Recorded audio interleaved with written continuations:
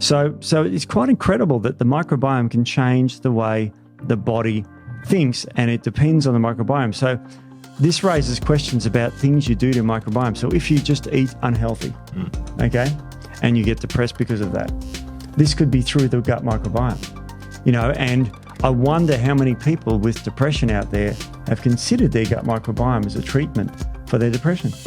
I would argue not many. Welcome to the ATP Project. You're with your hosts, Steve and Jeff. G'day, mate. G'day, mate. How are you? Good. We're talking about grumpy guts. Well, we were talking about something different just before, but today we're talking about grumpy guts, Steve. Grumpy guts. So, I mean, it's funny because you'd talk to people and you go, old grumpy guts over there. But actually, there's some truth to that idiism. Is that what you would call it, Steve? Yeah, or idiism, as I'd call it. An idiism. No, that's a bit like so. But I've got science here that says our guts has got something to do with our brain. Okay. Well, I mean, we already know about the gut-brain axis. We already know about more serotonin's made in the gut, and that obviously, So, Steve, I hope you're going to tell me something new and wonderful that I didn't know before. I am, because there's some really new and that's information. Not that you love me looking longingly into my eyes. You know how I feel about that. But no, there is an absolute, there's a whole lot of new research out, but we've got to recap a little bit to talk about the gut microbiome and about what it is. But we know that there are a few cells in the gut, like 3.8 by 10 to the 13 bugs in the gut. That's more than cells in the body. That's pretty amazing. So that's 3.8 with 13 zeros on the end of it, which is a number. Which is like above a quadrillion, Steve. Above a quadrillion, absolutely. Which is a lot. Which is pretty crazy. And another thing we have to know about the gut is for every one human gene that we've got in our bodies, we've got over 100 bacterial genes. That's pretty impressive. So the genome of the human body is 1%, the human, and 99% the bugs in the gut. Yep. It's incredible, isn't it? So to say that they are just there, like, and I hate to say this, but medicine up until very recently has been pretty slack on the gut microbiome. Yeah, well, I mean, again, the area of expertise has not been on the gut, even though it's amazing because, Hippocrates said that all health starts in the gut. And you can understand, obviously, if we've got these many 𝗕𝗂𝗴𝗀𝗺s running around in the gut, that they have a significant impact. And what's interesting, I guess, as well, too, is that with known science, we can go to the depths of, Mount Everest. Yep. We're not learning that much about, or we still got a lot to learn about the depths of the sea. Yeah. We're exploring the known universe. But it reminds me of that movie Inner Space. Do you remember that with Dennis Quaid? Yeah, it shrunk down and entered the body? I mean, like, there's obviously that much. It's a cool film, actually. But there's that much that we need to still learn about the body, specifically the gut. I mean, again, it's only relatively in recent history that we've actually mapped the human genome. Yes. That only happened, in the last 50s and 60s? It was quite a few years ago. No, Steve, in terms of actually the, all of the genetic makeup. Remember when was that done? Yeah, that was recent. I think it was only in the early 2000s. So, with the microbiome and all that too. The microbiome was in the 2010s. Yeah, it was very recent. So, there's still a lot to learn in terms of how our systems work. So anyway, incredible. And in fact, I digress. And you digress in a way that we are going to be talking about a lot of these sort of genetic diseases that we thought were genetic now are genetic from our microbiome. So is that genetic expression? Yes. Okay. Yeah. So can you just explain very, very simply what genetic expression is? Okay, look, I'm a human. I can actually sit here without a pen in my hand, and I'm still a human. I can pick up a pen. So I'm expressing myself with this pen. So that's what the genes do. They sit there and they can be idle and not express something, and then they can express often a disease. Right. So that's called epigenetics or beyond genetics. Right. So this is obviously where we believe that nutrition, diet, external factors can make things speed up, slow down, give them the tools to create the protein, Steve. And this is something that's really important. So, for example, people might talk about, microwaves, radiation. These can sort of turn things on or slow things down. Correct. So, antioxidants, for example, would you? That's a very commonly understood sort of way of stopping that sort of expression, Steve, or is that Very a little much. bit? Yeah. Yeah, the antioxidants protect the genome from insults by free radicals because free radicals are unpaired electrons. I'll get a bit nerdy there. Yep. And they react with anything. Yeah. And usually they stuff things up. Right. You know, so if you rip an electron or two off something, like, for example, rust on metal, if you take an electron off there, it turns into Fe2+ or iron 2+, and that's rusting, and that's what happens to your cells. So basically it's like pulling a wheel off a car. Yeah. It's going to go all over the place, It's going to go all create over the place. damage other cells, Yep. and then that can obviously replicate, get out of control. That can lead to things like, cancer. Yes, it can lead to diseases like that. Yeah. And all sorts of diseases, like even heart disease. Yeah. Because, we've got this stuff called LDL cholesterol, low-density lipoprotein, which we thought was evil. And now we know it's only the oxidized LDL that gets taken up by the macrophages in the blood vessels and cause these lumps. And again, I think that diet plays a big part there with sugars, which Yes. I believe have a pronounced effect on oxidizing LDL. Oh, they do. But anyway, again, Steve, let's get back to the gut. All right, get back to the gut. Okay, there are a lot of diseases that have now been attributed to these change in the gut-brain axis and the gut microbiome. So a lot of these diseases, like, for example, major depressive disorder, has been associated very closely. A lot of people who suffer that suffer symptoms of diarrhea and nausea. Now, you got to remember in the past, it's like, you went to a neurologist or a psychiatrist. He'd say, oh, yes, you've got major depression. And I've also got this gut thing. Oh, yeah, well, we'll send you to the gastroenterologist for that. So, unfortunately, these specialties never mesh like they should because we know that chemicals in the brain are predominantly made by the gut microbiome. Yeah, absolutely. So, manic depression is one. Yeah. We know that anxiety disorders are associated with, again, diarrhea and nausea. Yeah. Autism is associated with gastrointestinal problems. And also gastrointestinal problems are very heavily associated with schizophrenia and Parkinson's disease. Well, so is this all to do with the chemicals that are produced in the gut and the interaction it has in the brain? Correct. And so the gut-producing chemicals, I'll read them out here, is like serotonin. We knew that one, yeah. Yep. That's probably the most studied one, by the way. Yep. That's the most studied one. Noradrenaline, dopamine, and GABA-butyric acid have all been associated to be produced in the gut. Right. Now, they can go into the brain and have effects in the brain. So if you have a poor gut microbiome, then you will have poor neurotransmitter effects in your body. And I mean, that just stuffs you up. I mean, just take dopamine and Parkinson's disease. They are heavily linked. Yeah. And so, of course, if you've got gut disorders, that can slow down your dopamine production, yes, in the brain and the gut, and that can cause this exacerbate the symptoms of Parkinson's disease. Okay. We know a famous case study, and there's lots of trials on the way for this one, but it was done on someone with MS, multiple sclerosis. Now, what this woman undertook was she had a terrible gastrointestinal infection as well.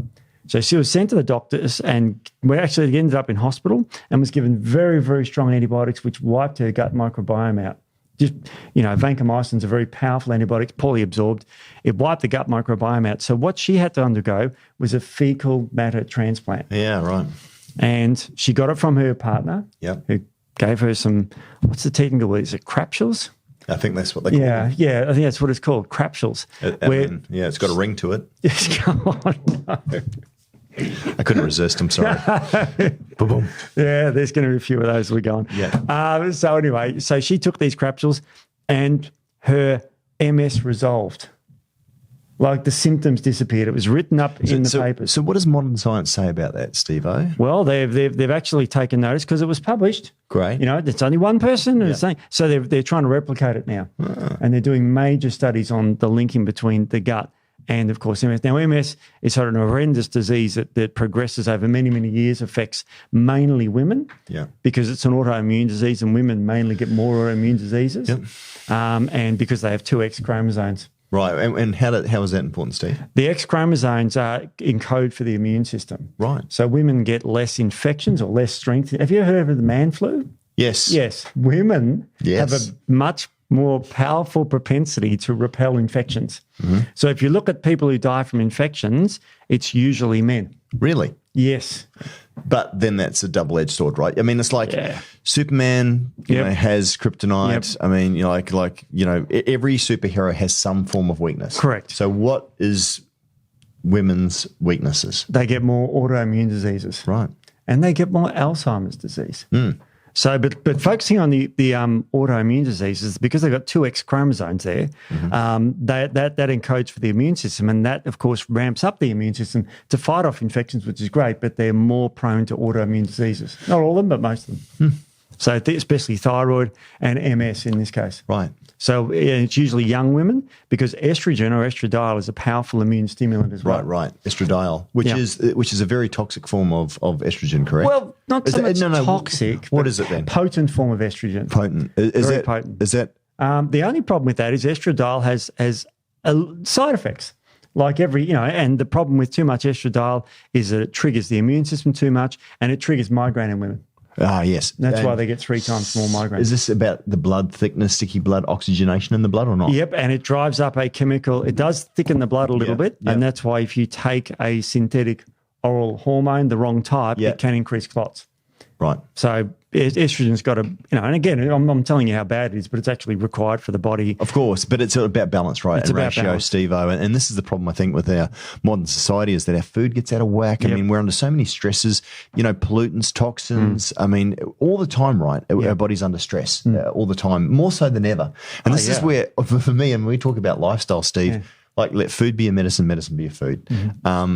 Even the way that you feel and you react to situations as well too, those fight or flight, circumstances that we have, relaxing, feelings of gratitude. And it's kind of funny because obviously from a lot of movements now are practice mindfulness and practice, whatever it may be. And I understand where they're coming from because I think they're linking that kind of Zen, meditation, relaxing state to removing a lot of the self-induced response stress. I mean, at the end of the day, stress response is good in an immediate reaction. Of course it is. When that threat has passed or, meditating and worrying about things that haven't happened, letting things get inside your brain is ramping up the hormones that are obviously opening the floodgate many times with an overstress to bad things, Steve. Yes, absolutely. So there's a lot of things that come into play with that. And yes, we've got a genetic pool that does influence our health, and we can't deny that. But our genetic pool can be modified. Yeah. People say you can't change your genes. I say, well, of course you can. Take an antibiotic, wipe out a lot of your genes. Right. You know what I mean? But it's the expression of those genes. The genes are still there. They're still there. Right. But you can sort of switch them on, switch them off. So again, this is where food, nutrition, rest, recovery are so important. It's so important. We've got a big blurb on that later about how to do this. But it all starts at birth. Because let's say, babies can be born in 2 ways, believe it or not. One's out of the vagina, one's out of the stomach. And you test the microbiome of babies. And what they find is that if they come out of the vagina, surprise, surprise, they've got vaginal gut microbiome. Which is great. Yep, which is actually the stuff that lots of lactobacillus, acidophilus, and all this sort of stuff in which, interestingly, makes you eat, which actually drives up hunger. So when you get older, you want to obviously, when you're not rapidly growing and trying to get bigger and stronger, more muscular, fat little babies, right? Yep. So they've got lots of firmicutes which demand nutrients and food, right? Which is great. So you don't want like a lean 6-pack baby. No, and we know that the babies that are born out of the, cesarean section have different microbiome, mainly of the skin. Yes. So they have in their guts Propionine bacterium acne and these sorts of commensal bacteria that live on the skin. Yeah, and this is the whole challenging the immune system. This is the hygiene hypothesis that was big in England a few years ago. Very much everything was wiped down with antibacterial wipes. We need some of this bad bacteria. Well, that's not bad. We just need some of this bacteria, oral tolerance, and the stuff that's around and all the rest of it, to get that, challenge those bugs to populate the gut, which then our body utilizes effectively to become stronger and tougher and more resilient. Absolutely. So it all starts at birth. So, and also then you've got to.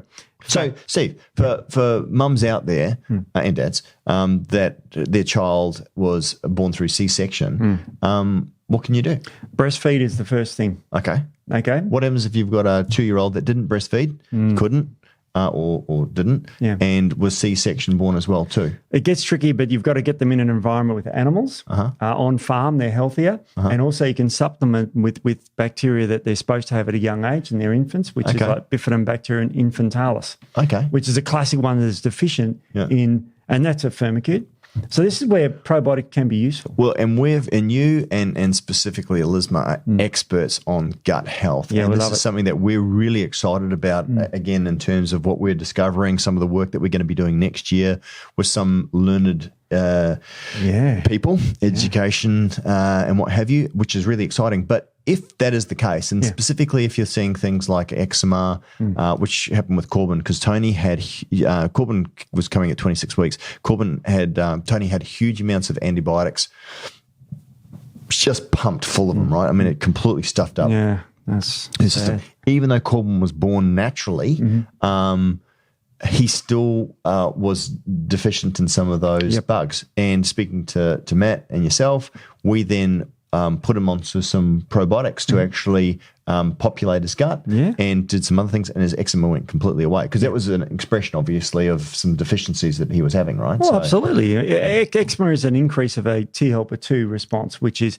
one part of the seesaw. We'll call it a seesaw, where you got 𝗕𝗂𝗄1, which fights off bacteria, and you got 𝗕𝗂𝗄2, which fights off parasites. So if that goes high, eczema goes up. So you give them bugs, like bacteria, literal bacteria, and it just normalizes it out. Well, Corbin's got he's 7 now, no eczema whatsoever. Nice. I mean, he did get, obviously, breast milk and all the rest of it, which helped as well. Oh, too. yeah. But yeah, and we then treated that as well too. So it's interesting to sort of see that, in process. Yeah. There is one thing that they've found, even in the medical literature, that's the major determinant of the gut microbiome, and that seems to be, and this won't surprise anybody in this room, but it's the diet.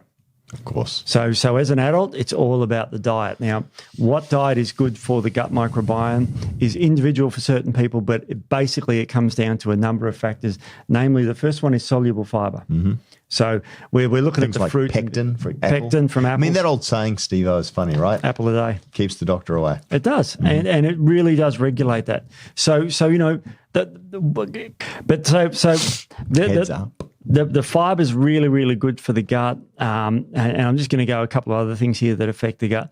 Medications adversely affect the gut microbiome. Yep. There's not many that actually improve it. Yeah. Right. There's only one that they found. What's that one again, Steve-O? Metformin. Metformin was increased akkermansia. That was one that they found.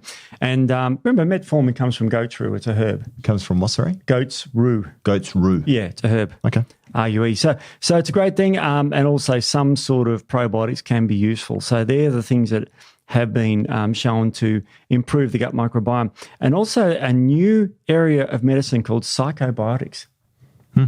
Psychobiotics. Isn't that weird? Yeah. It's basically your attitude can improve your gut microbiome. Well, this is what we were talking about before. Yeah. Right? As a man thinketh in his heart, so is he. And that means mankind, so woman or female. Yep. Henry Ford said that as well too. So the first one was the Bible. The second one is if you think you can, you can. If you think you can't, you can't, which is kind of the same sort of thing, right? But we definitely can determine people's, and Steve, I'm probably, just shooting off the top of my head here as opposed to you actually being prepared for this, but states in terms of calmness, forgiveness, peacefulness, joy, happiness, create an environment inside the body, and I'm sure inside the gut, as opposed to being stressed. Yeah. Typically, where do you feel, if you're stressed and anxious, where do you normally feel it? Yeah. You get butterflies. Yes. I mean, it's interesting, right? So actually, we should have a look into exactly some studies on that, Steve, in terms of, have you got any studies? Yeah.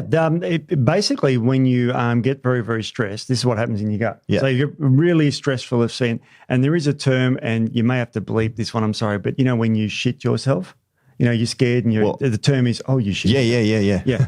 It's a strange saying, isn't it? I know, it is a strange saying, and it may be edited, but it means you poop your pants. That's right. That's a better way of saying it. Yeah. So what happens there is that you get a massive increase of cortisol. Now, cortisol causes the reuptake of serotonin. It depletes your brain and your bowels of serotonin. Yeah. Now, the reason for that is, of course, you don't want serotonin in your brain if there's a saber-toothed tiger chasing you, right? No.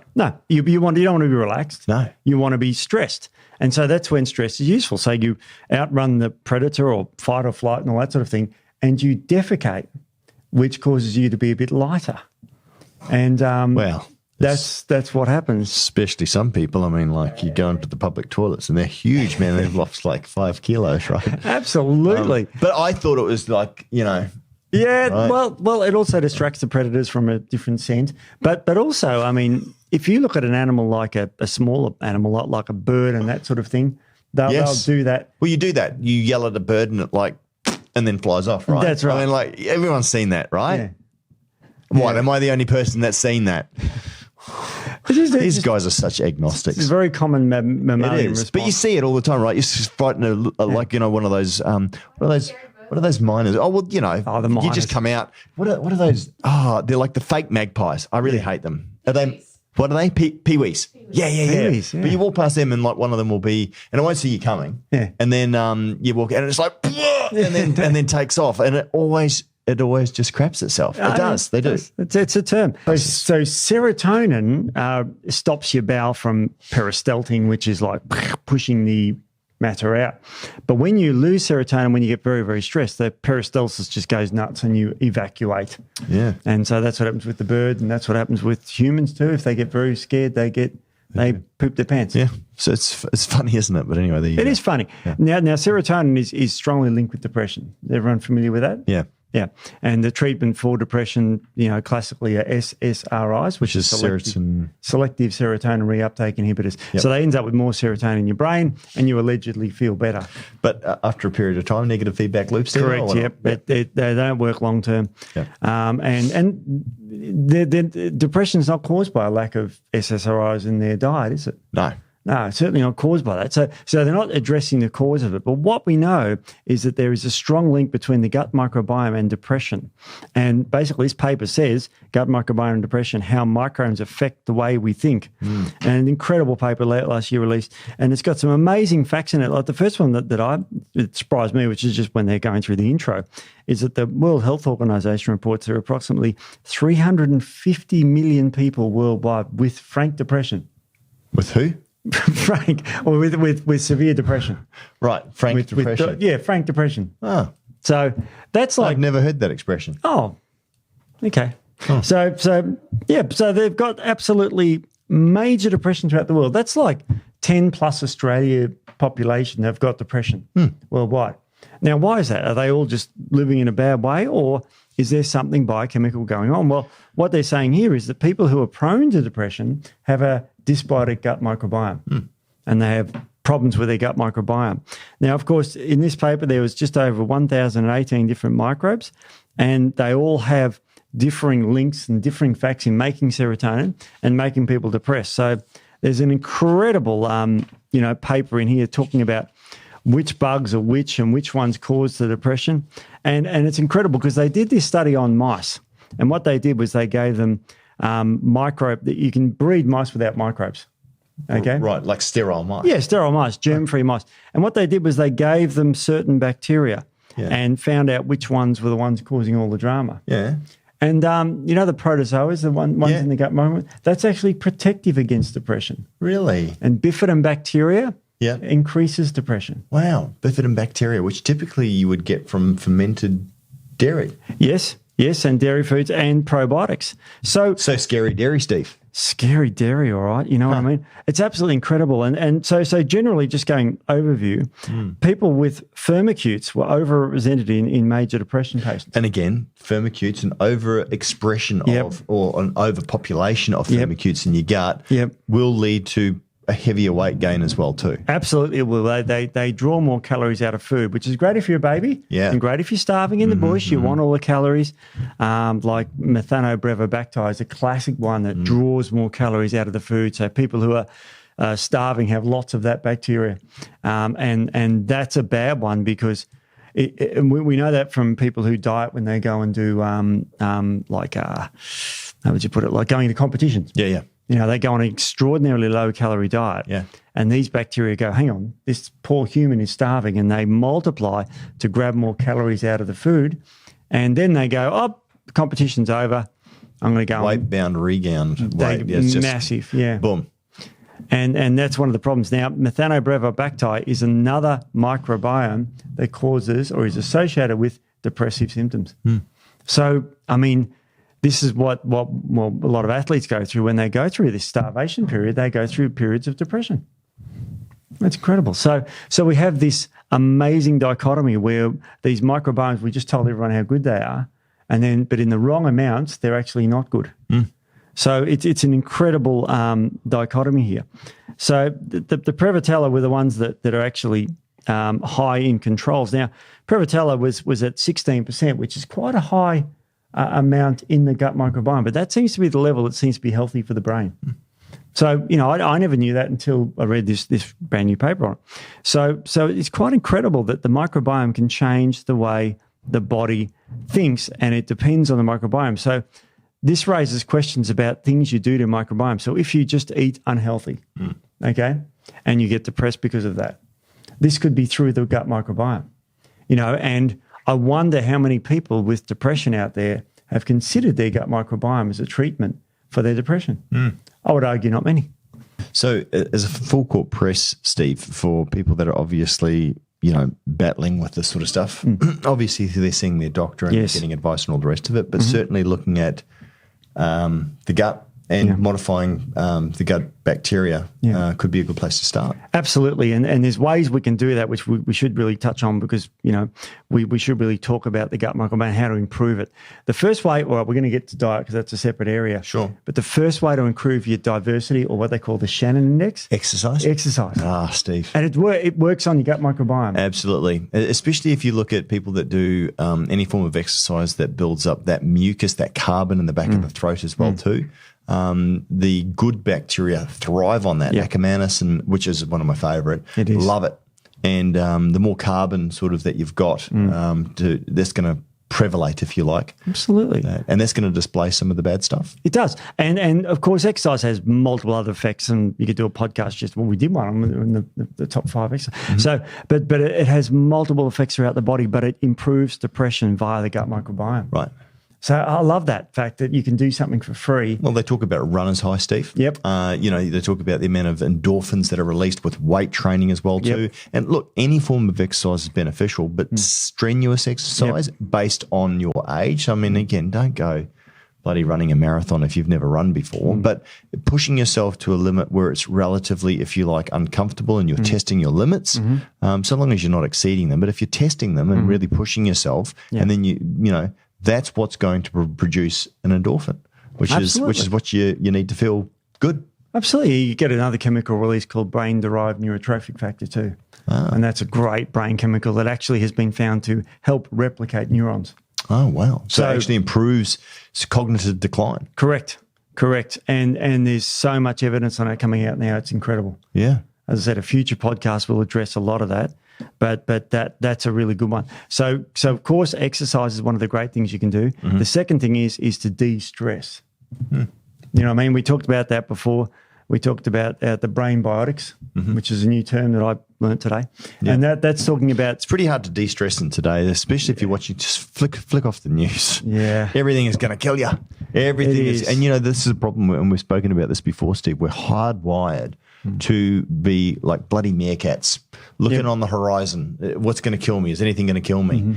Perceived threat, it doesn't matter. If you think it's there, then realistically your body thinks it's real. It does. And you see that, and I hate to say this, but you see the funny videos online where people get a snake and they attach it to someone on the string, and someone says, "Oh, look, snake." And before the person just catches it, they bolt. You should see that with cats and cucumbers. Yeah, I've seen that with cats and cucumbers. I tried it with Flatface. My cat. Did it work? Didn't. He didn't even notice it. Oh, so really?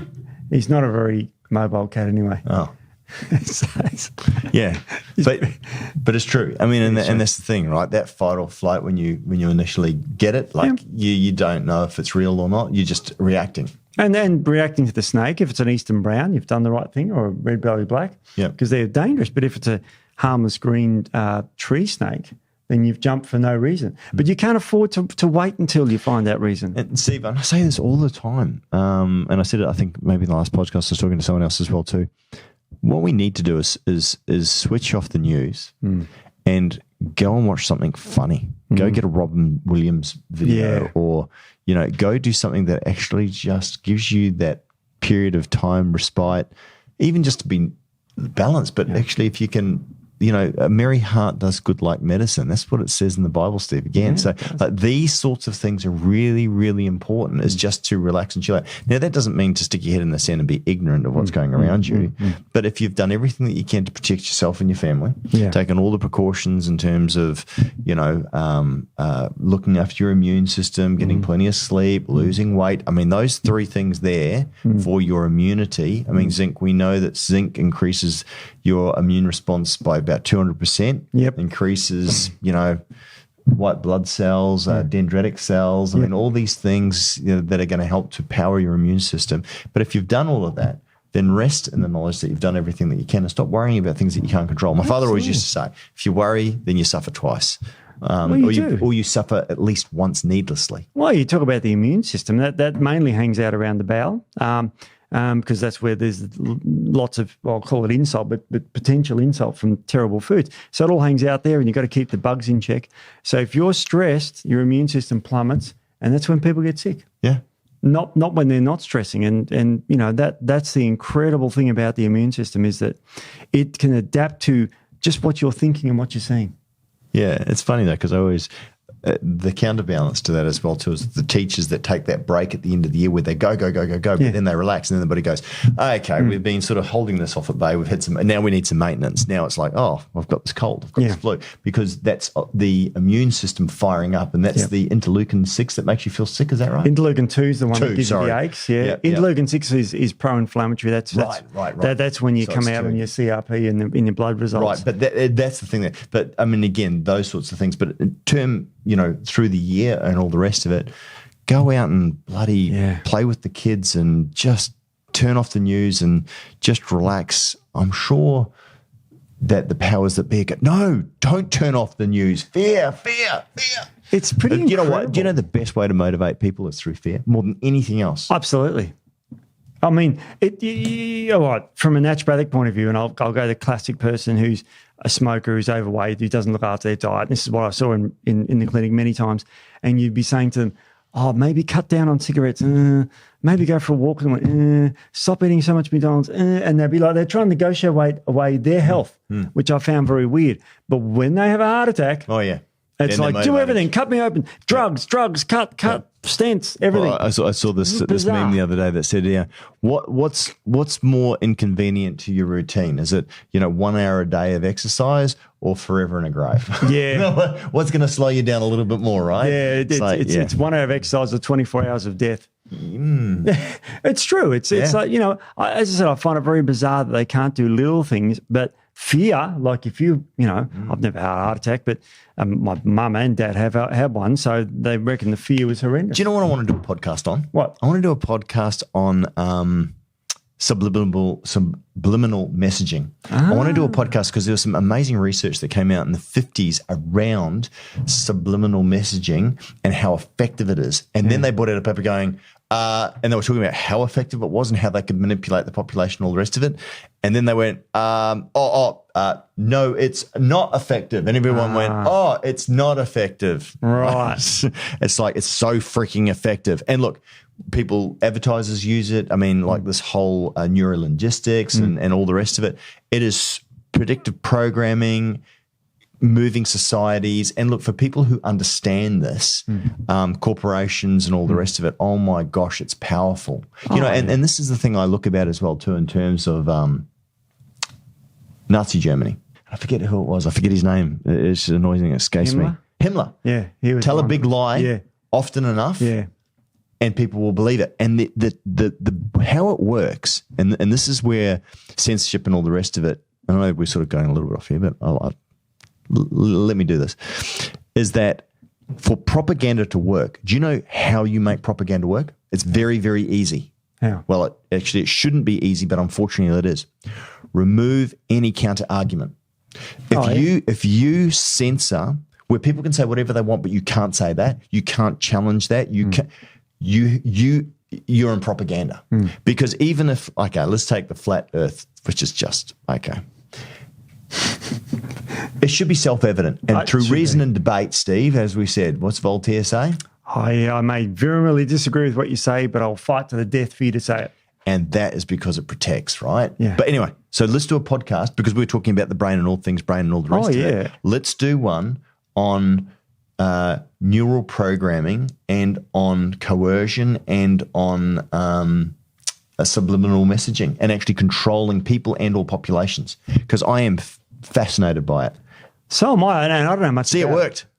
Yeah. No, it's a good idea because I don't know much about it. I'd love to research it. Well, I like doing topics that I don't know much about. But Steve, you know, it would be a good thing to do, wouldn't it? Yes, it would, Jeff. See, yes, it would. See, there's another one. Like good salespeople, they'll go, you'll buy my chicken, won't you? Millions of years ago, I did an NLP, a neuro-linguistic programming course. Have you been using it for evil, Steve? Yeah, of course. Oh. How else do you use NLP? I'm just offended the NLP practitioner. No, it was only for a week, and it was great fun. But you know, I probably can't remember the first sentence that we talked about. Yeah, you say that, but you've been using it against me, haven't you? Absolutely. All right. Okay. All right, back on track. One more thing about the gut and how it affects the body is a current opinion in neurobiology. This great paper that I've saved till last, where they can neuro-image the brain. You can see what's going on in the brain. Right. Okay? Yep. And there's fMRI, functional magnetic resonance imaging, where you can see the changes in the brain. People were changing, and they did this in animals, they changed the gut microbiome and you could see the physical changes in the brain. Wow. And they created the different areas that lit up and all this sort of stuff. I guess it's scientific proof of theory that we've always had, Steve, or I should say, you know, naturopaths, integrated doctors who understand that the body is a system. Yes, while there are compartments within the body, you know, it's crazy to think that, you know, what's happening in the gut isn't having a systemic effect in other areas of the body, specifically, obviously, the brain. Yeah, and it's crazy because, you know, in practice, everyone would eat better and they'd say, oh, I'm just feeling better. You know, I'm losing weight, but I'm feeling better. And it's like the feelings come from eating all the fruits and vegetables, all the polyphenols in it, which are knocking off all the bad bugs in the gut as they're being eaten, all those beautiful spices and herbs and everything. And they're actually physiological. And this was like a common response you get. I never knew about the microbiome as much as I do now, but back in the 90s when I was practicing, it was absolutely... everyone would say the same thing. And I often thought to myself, I wonder how food is making them feel better so much. I thought it was just nutrients in the brain, but it's the gut microbiome for sure because it changes very, very quickly. Yeah. I mean, the brain, look, another paper, a little bit off topic, we were talking about the brain, where one night of lack of sleep or poor sleep can increase beta amyloid proteins in the brain. And what does that do? Gives you Alzheimer's. Wow. So is it reversible, Steve? Yes. For shift workers and people, if all of a sudden you change your habits and you start getting more sleep. Now, obviously it's controversial, but the old standard rule is, 2 liters of water a day, 8 hours of sleep, right? I mean, and it is different for different people, but typically in that bandwidth, that's about right. Some people can get away with 6 hours and be fine. Yep. Some people need 9. Tanya needs 9. She needs 9 every night. If she has any more than 2 days below 9 hours of sleep, she doesn't function particularly well at all. But I mean, speaking of a camera here, but you go to bed about midnight. Yeah. Wow. How do you manage? Just do. Yeah. It'd kill me. Yeah. I mean, I go to bed about 8:30, but I'm old, So. Wow, 8:30. Yeah. Mark upstairs goes to bed around at 8 o'clock every night, but he gets up at 4:30 in the morning and goes for a run. Oh, so do I.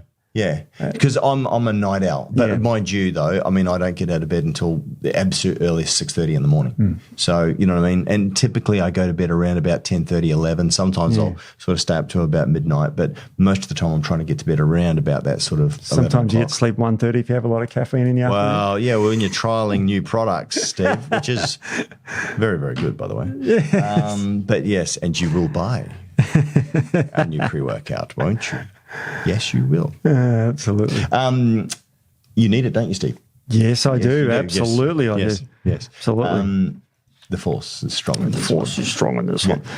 It's amazing that sort of mind control that Darth Vader did in 1977. Yeah. It's like 1977. Yeah, it was Star Wars the original. Yeah, I remember going. Yes, it was a big deal in my day. Yeah, it was. Yeah. I was only 8 or something, but no, you weren't. You were 80. Don't lie, Steve. Everybody knows. That's right. Yeah. It's just incredible that the things you remember. It's from 77. Kiss Alive 2 came out, the album. I had to get that as a kid. Did you? Yeah, of course I did. Loved it. That's when, what's that band toured Australia? I'll think of them, the famous 2SM in Sydney. They did a massive concert there. I'll think of their names. In what year? 1977. Huge year for music. I was like 3, Steve. We'll go back in 1877 then, because back then, do you know how they used to wake people up? You know, we're talking about sleep. Yeah. They used to someone would walk down the street with a big long stick and bang on their windows. Yeah. You remember that? Well, no, probably not as well as you do, Steve. Yeah, how was it? But what was that like then? Oh, it was weird, banging on the window, you know. Yeah. But it's funny because go back then. I mean, I don't know what time people went to bed back then. There was no TV, no radio, No. They had lots of children. You had candlelight, but what would you do in the evenings except read by your candlelight and then go to bed about 8 o'clock? Yeah. And then wake up at whatever. You get 10 hours sleep. Yeah. Well, and I always look at this as well too, depending where you are in the northern and southern hemisphere towards the poles, is that, you know, I remember in Christchurch in New Zealand, the sun sometimes in summer, especially during daylight savings, wouldn't be going down to like 9:30, 10 o'clock at night, right? So and Dad's outside mowing the bloody lawn at 8 o'clock in the evening, and I'm sitting there going, how am I going to get to sleep? Yeah. And then the sun's up at like, 4 o'clock in the morning again. It's just nuts. Whereas, the close to the equator, it's more so that's got to have a huge impact on sleep quality. It does, and sleep is huge. And as I said, the next podcast we're doing is quite massive on that. But it does tie into the gut microbiome as well, because the gut microbiome has circadian rhythms. Did you know that it changes? No, it changes throughout the day, a 24-hour period. Oh, yes, we have spoken a little bit about that. So that changes too, and therefore that changes your mood throughout the day. So in the morning, you get a depression of serotonin. Right, which wakes you up. No, ready to go. And that's great. Everyone thinks serotonin is great, but you don't want it when you're going to the gym. No. Otherwise, you just chat to some chick there, and you don't get any work done. That's what happens to me, Steve. It happens. The only reason I go to the gym, Dad, I have to chat to chicks there. Yeah. My wife listens to this podcast. Yeah, she does. Yeah. Yeah. Sorry, Beck. No, I go to the gym to work out and to look better for you, darling. That's exactly right. No, leaving that one in. And you know what the funny thing is, Steve? What? I go to the gym to look better for Beck too. That's something we've got in common. Hey, yeah. Beck's a very lovely woman. Yeah, she is. She's very lovely. Yeah, well, actually, she goes to the gym more than I do. She's ferocious with the that's gym. what she tells you. Yeah, I know. She starts work at 7 in the morning and as a nurse and goes to the gym at 4. Hey, Beck. Hey, Beck. Yeah, it's like she sneaks out in the middle of the night. Is that a bit sus? Not at all. No, Steve, I wouldn't worry about that at all. I wouldn't worry about it at all. Anyway. She's visiting her mother today. Yeah. We'll see you later on, Beck. Oh dear. Well, I mean, there's so much more to go on, but I mean, this is the basic overall thing about the gut microbiome and your moods. All your transmitters are pretty much made in the gut, especially serotonin, which is the major one for your moods. And if you've got a bad gut, you've got a bad brain. There's no ifs about it. And the funny thing is, Stephen, and I guess this is what it comes down to. So what's the takeaway? So it always comes back pretty much to the same thing. It does. Exercise, get good sleep, and above all, eat well. That is fresh, local, lots of fiber, soluble fiber as well too. Make sure you're getting plenty of polyphenols, which is those really cool nutrients that are in your fruits and your seeds and your nuts, and more so to do with things like your rinds and your peels and your seeds, pomegranates and grapefruits and bioflavonoid. I mean, all these things are really, really important. Diversity, but it keeps coming back down to the same thing. And I know and I appreciate it as well too. And here's the problem, because people go, well, hang on, Jeff, you're talking about going and living life as we used to 100 years ago, where we used to go to sleep early, but we're living in a toxic world where the carpets are toxic, the water's toxic, the air's polluted. Now we've got radiation therapy. I mean, radiation happening everywhere. Whether you are afraid of it or not, and I'm not saying that you should be afraid of it per se, but you need to be informed. What does it really mean and what does it look like? Which is that if we get back to nature, if we trying to control everything with drugs and with medications and medicines and all the rest of it, and I'm not saying that they don't have their place. I think they certainly do. But ultimately, responsibility for your health starts with what you eat, what you drink, and how you treat yourself and what you do with your exercise. Yeah, absolutely. That, I think, right there is 80% of health. Sure, there are going to be problems and issues and all the rest of it where you're going to need medical intervention. Sure. But this is where I like integrated doctors that can actually help with medicines, but also with nature. And as we say, Steve, nature knows best. It does know best. And you know, the positive attitude is the thing that gleaned out of this. I knew that there was an afferent movement from the gut microbiome to the brain, and there's also a strong link from the brain back to the microbiome. And that's quite remarkable, really. So I think this is, you know, an incredible. I reckon we could do 3 podcasts on this. I had to cut it down to, you know, 5 papers just to keep it all together. But there's so much more information in this. Incredible. You know, all the neurotransmitters, even GABA made in the gut. I didn't know that. You know, that's incredible. Yeah, wow. Yeah, and that's the one that relaxes you. Yeah. GABAergic puts you to sleep. Yep. When you drink alcohol, you activate the GABA receptors. That's why you feel sleepy after you have a drink, right? Yeah, exactly. Yeah, but I mean, again, little things in moderation, not bad. Yep. Drink's actually not too bad. Not at all. 2 drinks, though, testosterone plummets, Steve. Yeah, it does. And so that's obviously where you've got to look at those things. A nightcap, great. Maybe red wine. Yeah. So the sugar content's not too high. You're actually getting natural polyphenols from and proanthocyanidins within the grapeseed extract if you happen to get some of those in there as well. Yeah. And again, if it's made without preservatives, a little bit of red wine's actually great. It's actually good for you. I wish I liked drinking. Do you know that it prescribes alcohol in the Bible? Does it? Timothy. Paul said to Timothy, take a little red wine for your gut. Don't remember much from Timothy, but I'll have to look that up. Oh, Steve, I'm disappointed, you heretic. Anyway, that's enough from the Philistine and myself. Yes, and we'll be back next week with a exorcism for Steve. Yes. I look forward to that. Yeah, so do I. It's going to be exciting. Anyway, thanks for joining us, guys, and we'll be back next week with some more. All right. See you guys. Bye.